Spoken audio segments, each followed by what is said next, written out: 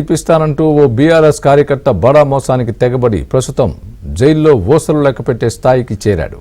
ఈ ఘటన ప్రస్తుతం హైదరాబాద్లో హల్చల్ చేస్తోంది. బీఆర్ఎస్లో తాను కీలక కార్యకర్తనని, ప్రభుత్వంలోని ఏ శాఖకు చెందిన పనైనా చిటికలో చేయించగలనంటూ ఓ వ్యాపారి ముందు గొప్పలు కొట్టాడు. కేటీఆర్ తనకు బాగా క్లోజ్ అని కేటీఆర్తో దిగిన ఫోటోలు చూపించాడు. మధ్యాహ్న భోజన పథకం కాంట్రాక్టర్ ఇప్పిస్తానని నమ్మించాడు. ప్రభుత్వం కాంట్రాక్టు ఇచ్చిందంటూ నమ్మించేందుకు జీవో, ఇతర అనుమతి పత్రాలను సృష్టించి ఆ వ్యాపారి వద్ద నుంచి 4 కోట్లు గుంజాడు.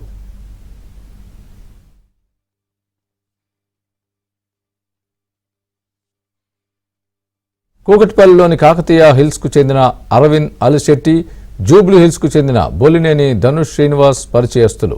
అయితే ధనుష్కు తెలంగాణ, ఏపీ, బెంగళూరులోనూ పలు వ్యాపారాలు ఉన్నాయని తెలుసుకున్న Arvind mid day meals contract ఇప్పిస్తానని రాజకీయ నేతల్ని మేనేజ్ చేసేందుకు కొంత డబ్బు ఖర్చు చేస్తే సరిపోతుందని నమ్మించాడు.